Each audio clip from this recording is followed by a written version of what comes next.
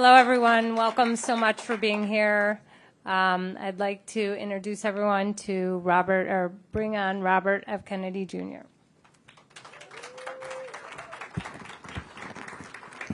I'm sorry to keep everybody waiting. 16 months ago, in April of 2023, I launched my campaign for President of the United States.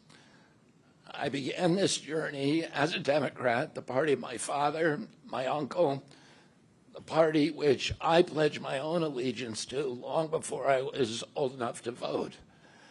I attended my first Democratic convention at the age of 6 in 1960. And back then, the Democrats were the champions of the Constitution, of civil rights. The Democrats stood against authoritarianism, against censorship, against colonialism, imperialism, and unjust wars. We were the party of labor, of the working class. The Democrats were the party of government transparency and the champion of the environment. Our party was the bulwark against big money interests and corporate power. True to its name, it was the party of democracy. As you know, I left that party in October because it had departed so dramatically from the core values that I grew up with. It had become the party of war, censorship, corruption, big pharma, big tech, big ag, and big money. When it abandoned democracy by canceling the primary to conceal the cognitive decline of the sitting president, I left the party to run as an independent. The mainstream of American politics and journalism derided my decision. Conventional wisdom said that it would be impossible even to get on the ballot as an independent because each state poses an insurmountable tangle of arbitrary rules for collecting signatures. I would need over 1 million signatures, something no presidential candidate in history had ever achieved. And then I'd need a team of attorneys and millions of dollars to handle all the legal challenges from the DNC. The naysayers told us that we were climbing a glass version of Mount Impossible. So the first thing I want to tell you is that we proved them wrong. We did it because beneath the radar of mainstream media organs, we inspired a massive independent political movement. More than 100,000 volunteers sprang into action, hopeful that they could reverse our nation's decline. Many worked 10-hour days, sometimes in blizzards and blazing heat. They sacrificed family time, personal commitments, and sleep month after month, energized by a shared vision of a nation healed of its divisions. They set up tables at churches and farmers' markets. They canvassed door to door. In Utah and in New Hampshire, volunteers collected signatures in snowstorms, convincing each supporter to stop in the frigid cold, to take off their gloves, and to sign legibly. During a heat wave in Nevada, I met a tall, athletic volunteer who cheerfully told me that he had lost 25 pounds collecting signatures in 117-degree heat.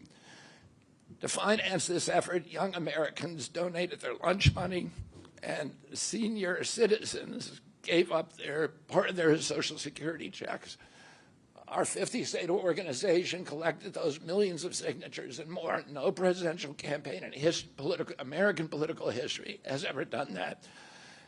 And so I want to thank all of those dedicated volunteers and congratulate the campaign staff who coordinated this enormous logistical feat.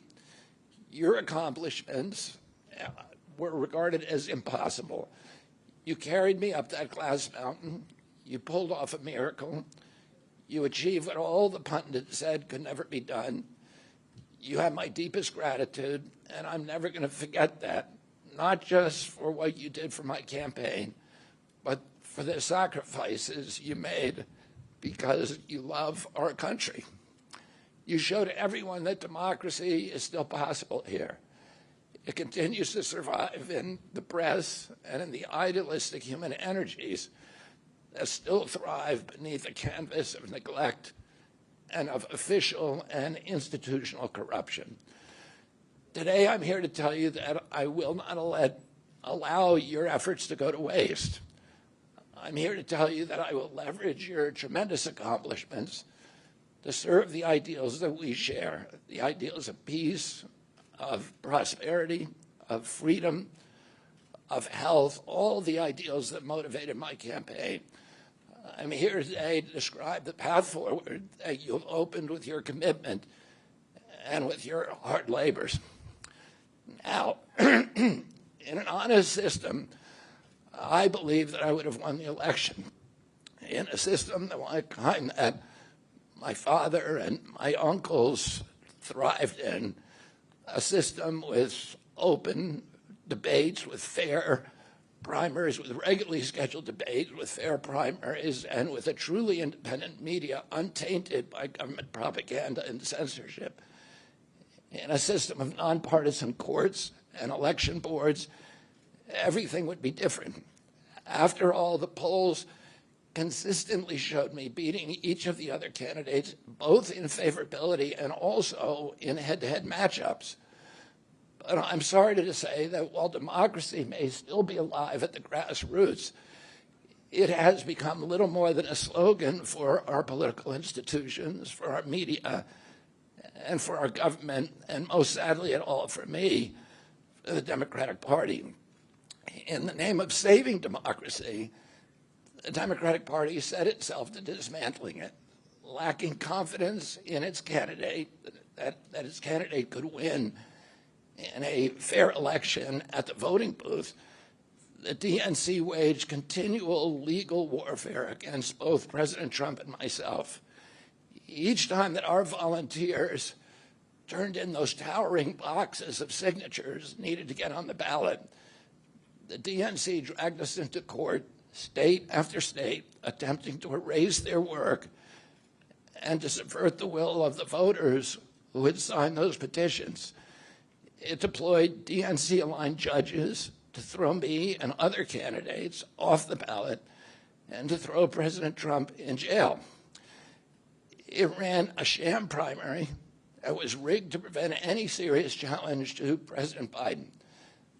Then, when a predictably bungled debate performance precipitated the palace coup against President Biden, the same shadowy DNC operatives appointed his successor, also without an election. They installed a candidate who was so unpopular with voters that she dropped out in 2020 without winning a single delegate. My uncle and my father both relished debate.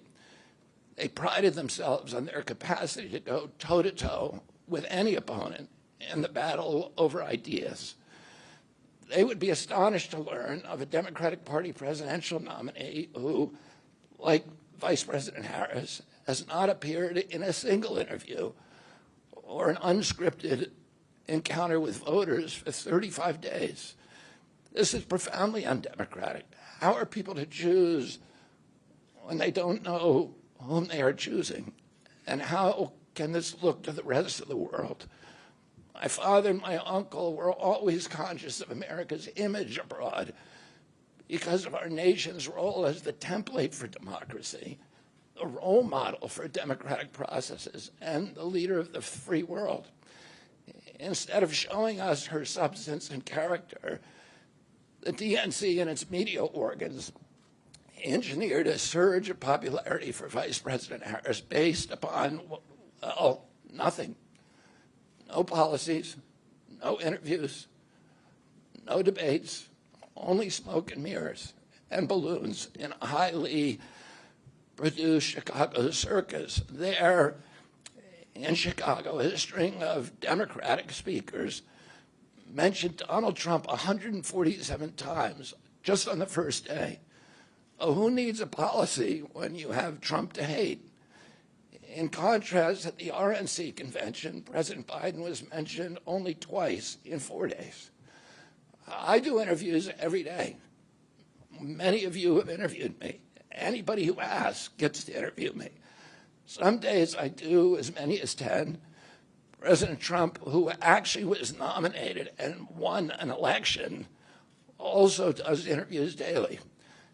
How did the Democratic Party choose a candidate that has never done an interview or debate during the entire election cycle? We know the answers. They did it by weaponizing the government agencies. They did it by abandoning democracy.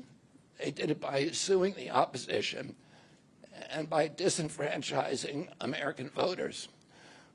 What most alarms me isn't how the Democratic Party conducts its internal affairs or runs its candidates. What alarms me is the resort to censorship and media control and the weaponization of the federal agencies. When a U.S. president colludes with or outright coerces media companies to censor political speech, it's an attack on our most sacred right of free expression, and that's the very right upon which all of our other constitutional rights rest. President Biden mocked Vladimir Putin's 88% landslide in the Russian elections, observing that Putin and his party controlled the Russian press and that Putin prevented serious opponents from appearing on the ballot. But here in America, the DNC also prevented opponents from appearing on the ballot.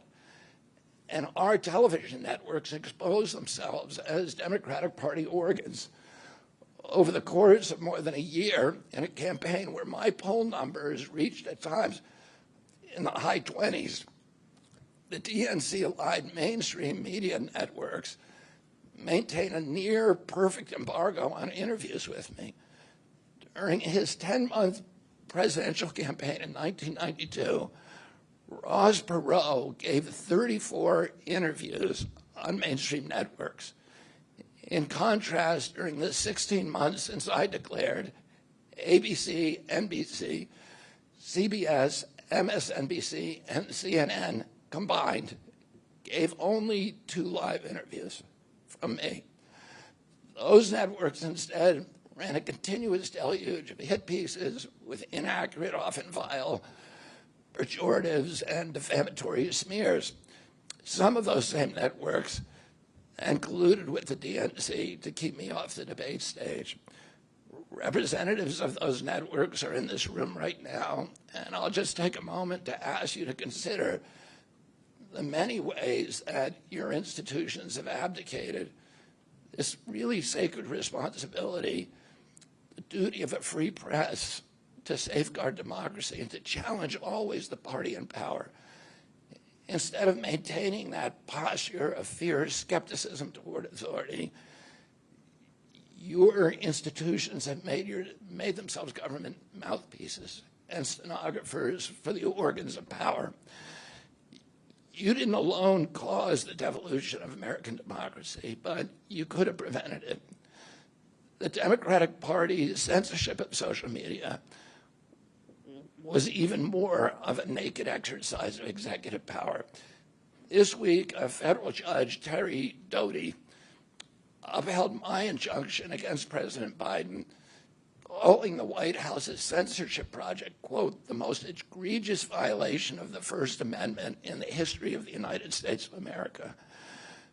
Doty's previous 155-page decision details how just 37 hours after he took the oath of office, swearing to uphold the Constitution, President Biden and his White House opened up a portal and then invited the CIA, the FBI, CISA, which is a censorship agency, it's the center of the censorship industrial complex, DHS, the IRS, and other agencies to censor me and other political dissidents on social media. Even today, users who try to post my campaign videos to Facebook or YouTube get messages that this content violates community standards.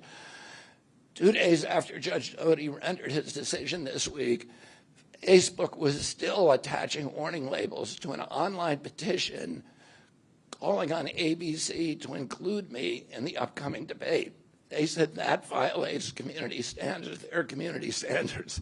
The mainstream media was once the guardian of the First Amendment and democratic principles, and has joined this systemic attack on democracy.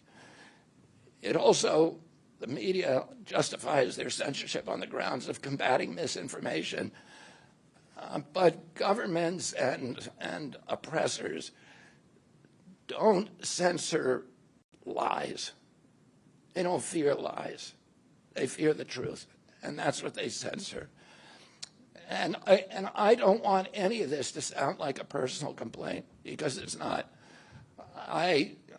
For me, it's all part of a journey, and it's a journey that I signed up with. But I need to make these observations because I think they're critical for us doing the thing that we need to do as citizens in a democracy to assess where we are in this country and what our democracy still looks like, and the assumptions about U.S. leadership around the globe. And are we living up, are we really still a role model for democracy in this country? Or have we made it, a kind of a joke? And here's the good news. While mainstream outlets denied me a critical platform, they didn't shut down my ideas, which have especially flourished among young voters and independent voters, thanks to the alternative media.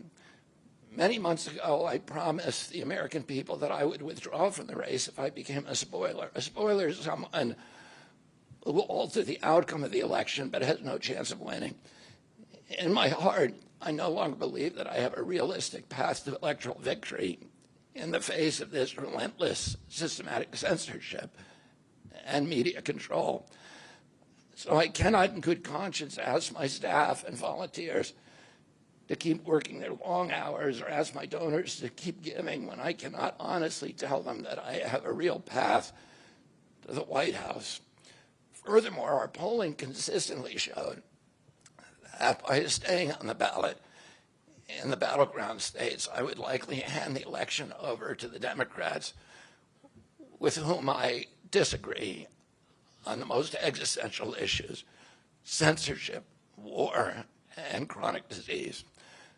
Oh, I want everyone to know that I am not terminating my campaign. I am simply suspending it and not ending it. My name, my name will remain on the ballot in most states. If you live in a blue state, you can vote for me without harming or helping President Trump or Vice President Harris. In red states, the same will apply. I encourage you to vote for me. And if enough of you do vote for me, and neither of the major party candidates win 270 votes, which is quite possible. In fact, today our polling shows them tying at 269 to 269. And I could conceivably still end up in the White House in a contingent election. But in about 10 battleground states where my presence would be a spoiler, I'm going to remove my name. And I've already started that process and urge voters not to vote for me. It's with a sense of victory and not defeat that I'm suspending my campaign activities. Not only did we do the impossible by collecting 1 million signatures, we changed the national political conversation forever. Chronic disease, free speech, government corruption, breaking our addiction to war have moved to the center of politics. I can say to all who have worked so hard the last year and a half, thank you for a job well done. 3 great causes drove me to enter this race in the first place, primarily. And these are the principal causes that persuaded me to leave the Democratic Party and run as an independent. And now to throw my support to President Trump. The causes were free speech, the war in Ukraine, and the war on our children. I've already described some of my personal experiences and struggles with the government's censorship industrial complex. I want to say a word about the Ukraine war. The military industrial complex has provided us with a familiar comic book justification like they do on every war, that this one is a noble effort to stop a supervillain, Vladimir Putin, from invading the Ukraine and then to thwart his Hitler-like march across Europe. In fact, tiny Ukraine is a proxy in a geopolitical struggle initiated by the ambitions of the U.S. neocons for American global hegemony. I'm not excusing Putin for invading Ukraine. He had other options. But the war is Russia's predictable response to the reckless neocon project of extending NATO to encircle Russia, a hostile act. The credulous media rarely explain to Americans that we unilaterally walked away from 2 intermediate nuclear weapons treaties with Russia and then put nuclear-ready Aegis missile systems in Romania and Poland. This is a hostile act. And that the Biden White House repeatedly spurned Russia's offer to settle this war peacefully. The Ukraine war began in 2014 when U.S. agencies overthrew the democratically elected government of Ukraine and installed a hand-picked pro-Western government that launched a deadly civil war against ethnic Russians in Ukraine. In 2019, America walked away from a peace treaty, the Minsk Agreement, that had been negotiated between Russia and Ukraine by European nations. And then in April of 2022, we wanted the war.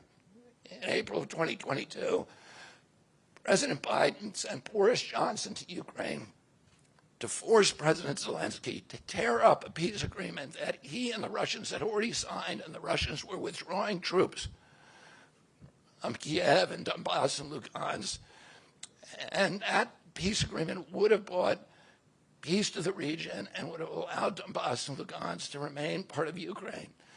President Biden stated that month that his objective in the war was regime change in Russia.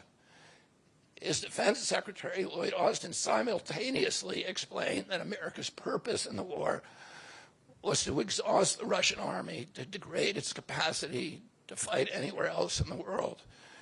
These objectives, of course, have nothing to do with what they were telling Americans about protecting Ukraine's sovereignty. Ukraine is a victim in this war, and it's a victim of the West. Since then, of Russia and both Russia and the West.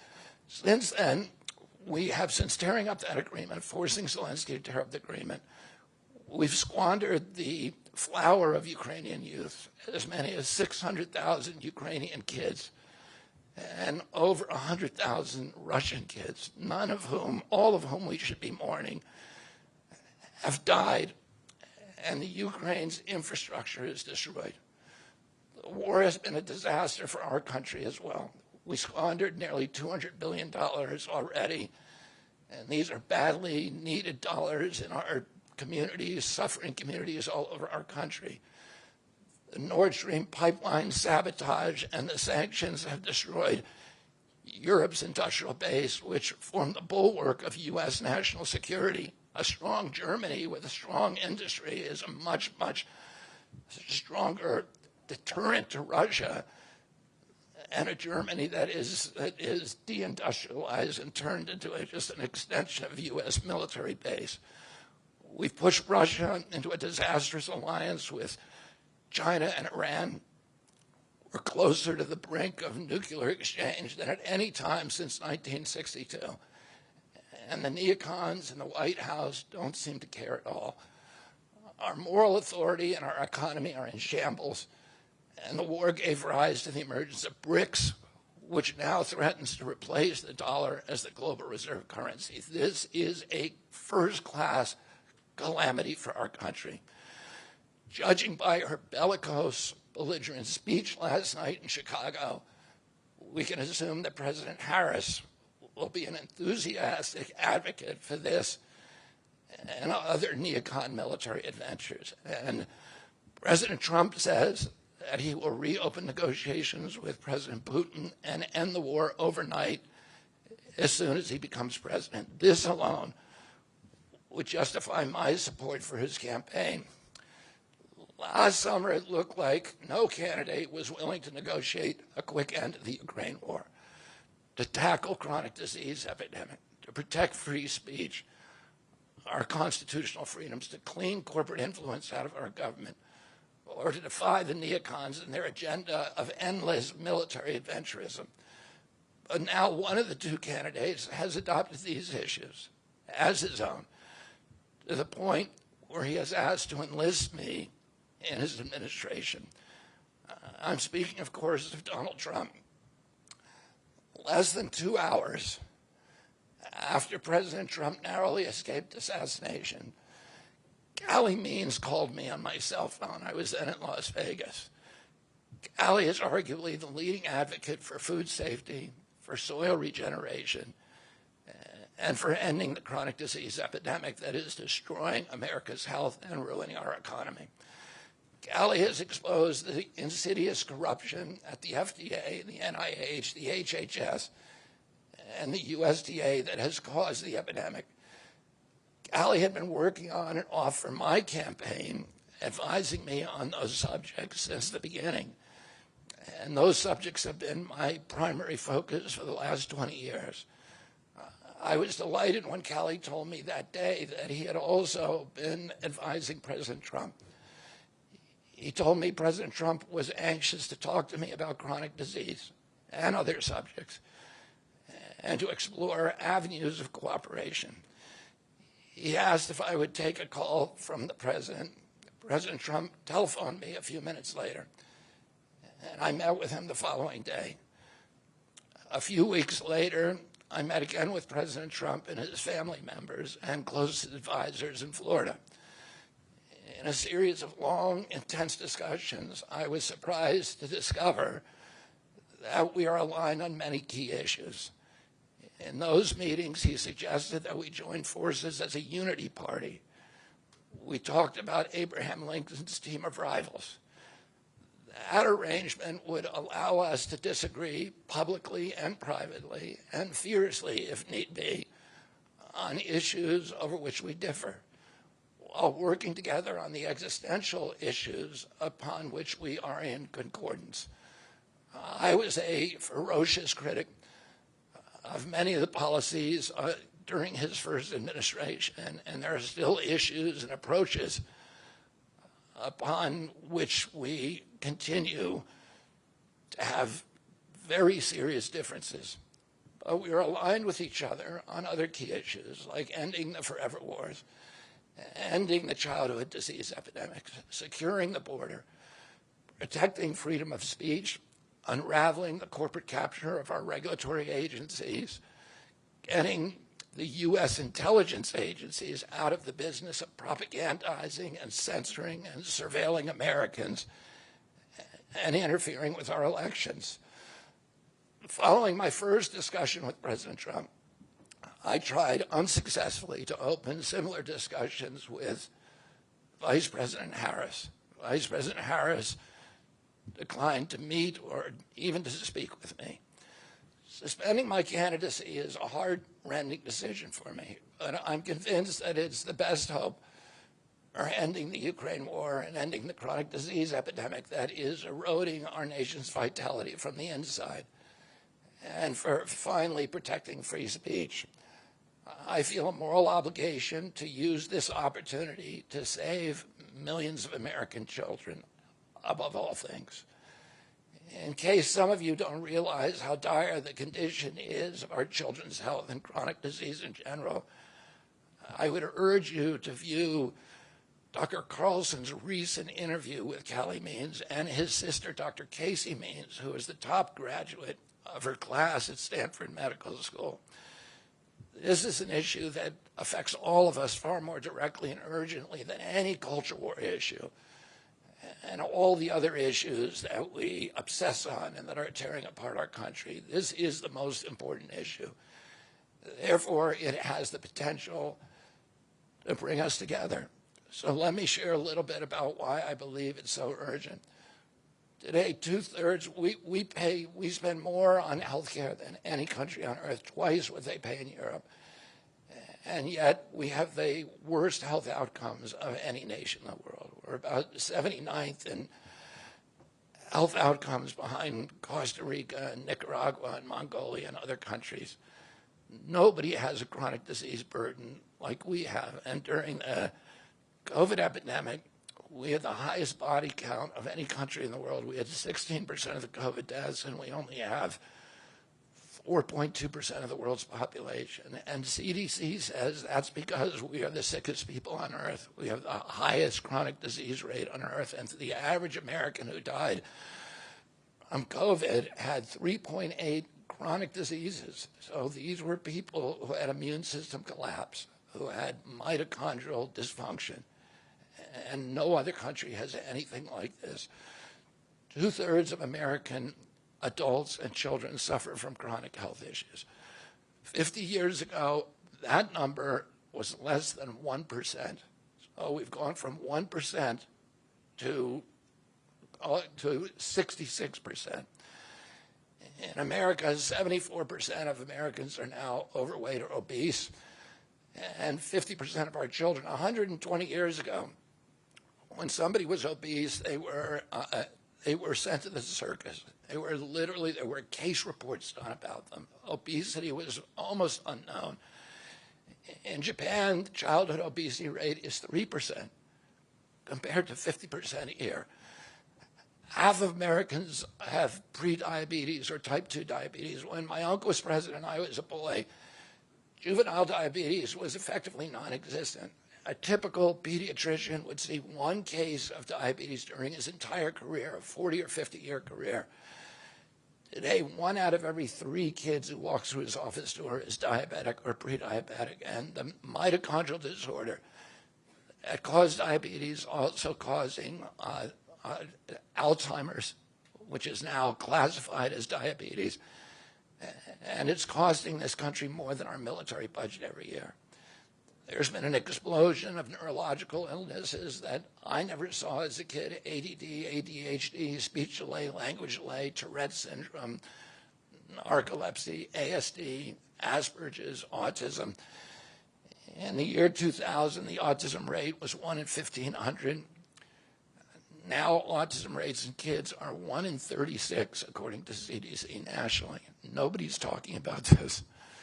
1 in every 22 kids in California has autism. And this is a crisis that 77% of our kids are too disabled to serve in the United States military. What is happening to our country? And why isn't this in the headlines every single day? There's nobody else in the world that is experiencing this. This is only happening in America. About 18%, and by the way, there has been no change in diagnosis, which the industry sometimes like to say. There has been no change in screening. This is a change in incidence. In my generation, 70-year-old men, the autism rates are about 1 in 10,000. In my kids' generation, 1 in 34. I'll repeat, in California, 1 in 22. Why are we letting this happen? Why are we allowing this to happen to our children? These are the most precious assets that we have in this country. How can we let this happen to them? About 18% of American teens now have fatty liver disease. That's like 1 out of every 5. That disease, when I was a kid, only affected late-stage alcoholics who were elderly. Cancer rates are skyrocketing in the young and the old. Young adult cancers are up 79%. 1 in 4 American women is on antidepressant medication. 40% of teens have a mental health diagnosis. And 15% of high schoolers are on Adderall, and 500,000 children on SSRIs. So what's causing this suffering?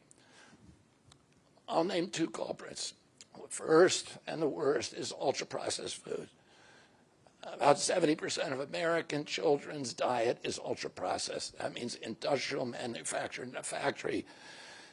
These foods consist primarily of processed sugar, ultra-processed grains, and seed oils. laboratory scientists who many of whom formerly worked for the cigarette industry, which purchased all the big food companies in the 1970s and 80s, deployed thousands of scientists to figure out new chemicals to make the food more addictive.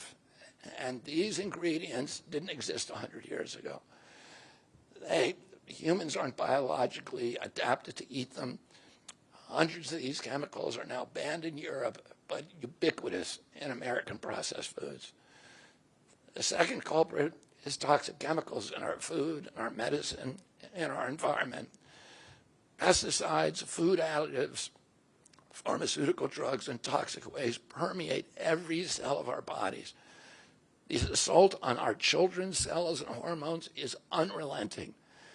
To name just one problem, many of these chemicals increase estrogen because young children are ingesting so many of these hormone disruptors. America's puberty rate is now occurring at age 10 to 13, which is 6 years earlier than girls were reaching puberty in 1900.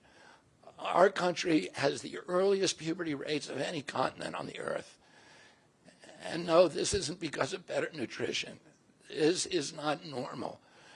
Breast cancer is also estrogen-driven, and it now strikes 1 in 8 women. We are mass poisoning all of our children and our adults. Considering the grievous human cause of this tragic epidemic of chronic disease, it seems almost crass to mention the damage it does to our economy. But I'll say, it is crippling the nation's finances. When my uncle was president, our country spent $0 on chronic disease. Today, government health care spending is almost all for chronic disease. And it's double the military budget. And it is the fastest growing budget item in the federal budget. And chronic disease costs more to the economy as a whole, costs at least $4 trillion, 5 times our military budget. And that's a 20% drag on everything we do and everything we aspire to. Poor and minority communities suffer disproportionately. People who worry about DEI or about bigotry of any kind, this dwarfs anything. We are poisoning the poor. We are systematically poisoning minorities across this country. Industry lobbyists have made sure that most of the food stamp lunch program, about 70% of food stamps and about 70 or 77% of school lunches are processed foods. There's no vegetables. There's nothing that you would want to eat. We are just poisoning the poor citizens, and that's why they have the highest chronic disease burden of anybody, any demographic in our country, and the highest in the world. The same food industry lobbied to make sure that nearly all agricultural subsidies go to commodity crops that are the feedstock of processed food industry.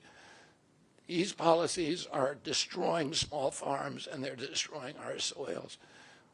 We give about, I think, 8 times as much in subsidies to tobacco than we do to fruits and vegetables. It makes no sense if we want a healthy country. The good news is that we can change all this.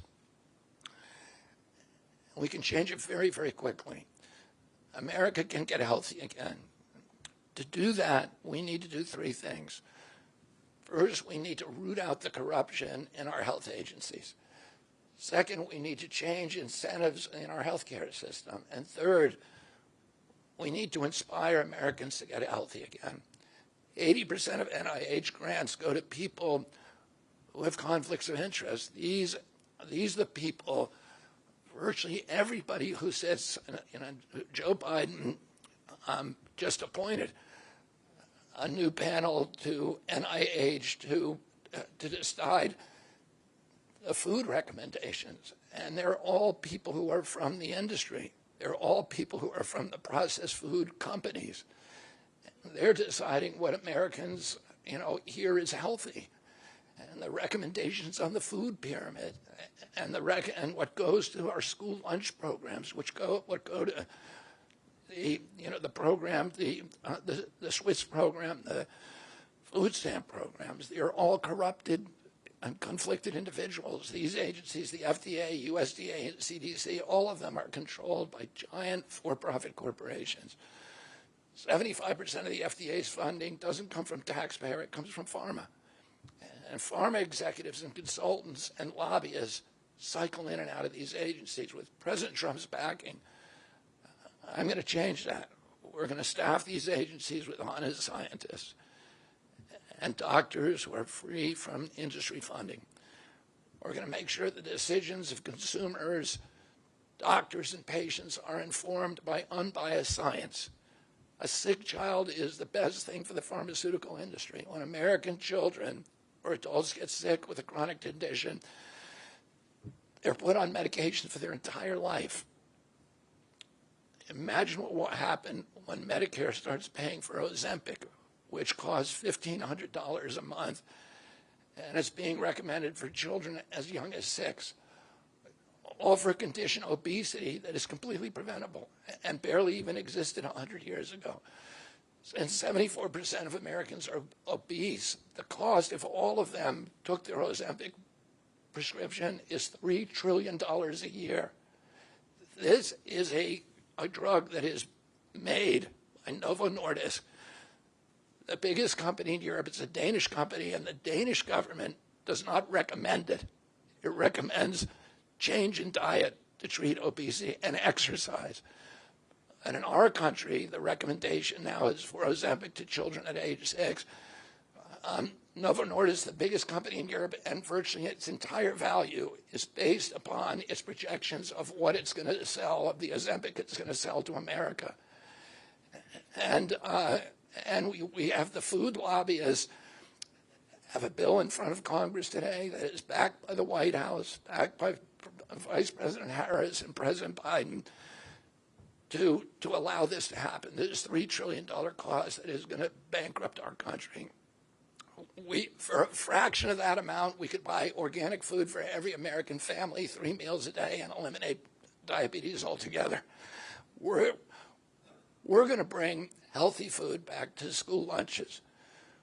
We're going to stop subsidizing the worst foods with our agricultural subsidies. We're going to get toxic chemicals out of our food. We're going to reform the entire food system. And for that, we need new leadership in Washington. Because unfortunately, both the Democrats and the Republican parties are in cahoots with the big food producers, Big Pharma and Big Ag, which are among the DNC's major donors. Vice President Harris has expressed no interest in addressing this issue. 4 more years of Democratic rule will complete the consolidation of corporate and neocon power, and our children will be the ones who suffer most. I got involved with chronic disease 20 years ago, not because I chose to or wanted to. It was essentially thrust upon me.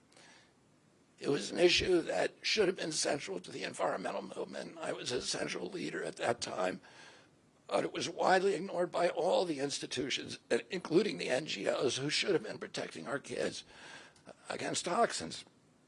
It was an orphaned issue, and I had a weakness for orphans. I watched generations of children get sicker and sicker. I had 11 siblings, and I had 7 kids myself. I was conscious of what was happening in their classrooms and to their friends, and I watched these sick kids, these damaged kids. In that generation, almost all of them are damaged. And nobody in power seemed to care or to even notice. For 19 years, I prayed every morning that God would put me in a position to end this calamity. The chronic disease crisis was one of the primary reasons for my running for president, along with ending censorship in the Ukraine war. It's the reason I've made the heart-wrenching decision to suspend my campaign and to support President Trump. This decision is agonizing for me because of the difficulties it causes my wife and my children and my friends. But I have the certainty that this is what I've meant to do. And that certainty gives me internal peace, even in storms. If I'm given the chance to fix the chronic disease crisis and reform our food production, I promise that within 2 years, we will watch chronic disease burden lift dramatically. We will make Americans healthy again. Within 4 years, America will be a healthy country. We will be stronger, more resilient, more optimistic, and happier. I won't fail in doing this. Ultimately, the future, however it happens, is in God's hands and in the hands of the American voters and those of President Trump. If President Trump is elected and honors his word, the vast burden of chronic disease that now demoralizes and bankrupts the country will disappear. This is a spiritual journey for me. I reached my decision through deep prayer, through hard-nosed logic, and I asked myself, what choices must I make to maximize my chances to save America's children and restore national health?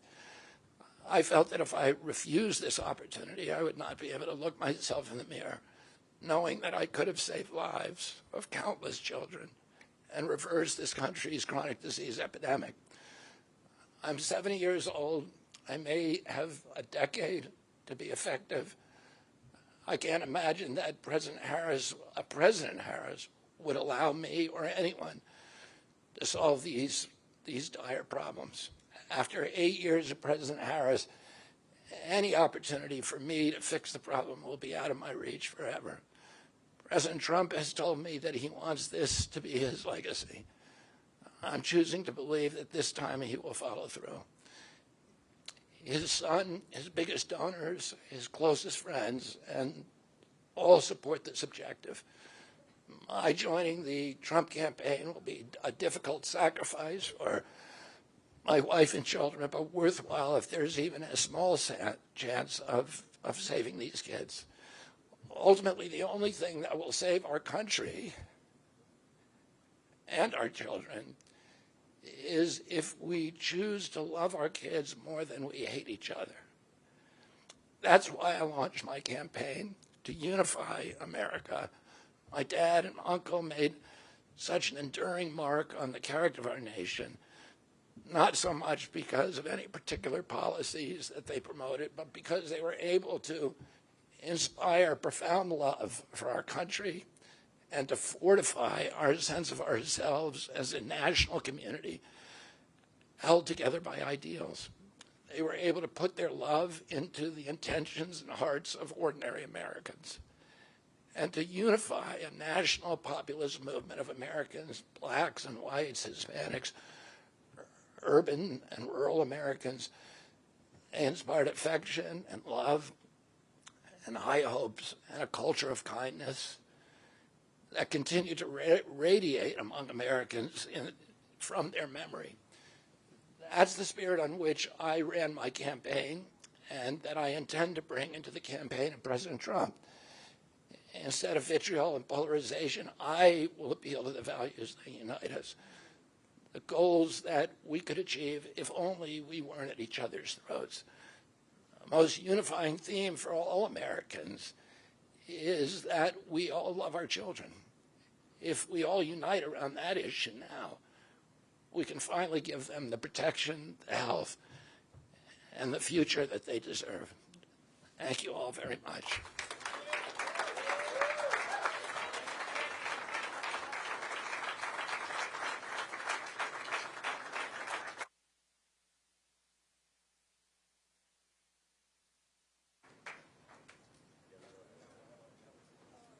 Thank you, everybody, for attending. This concludes our program for the day.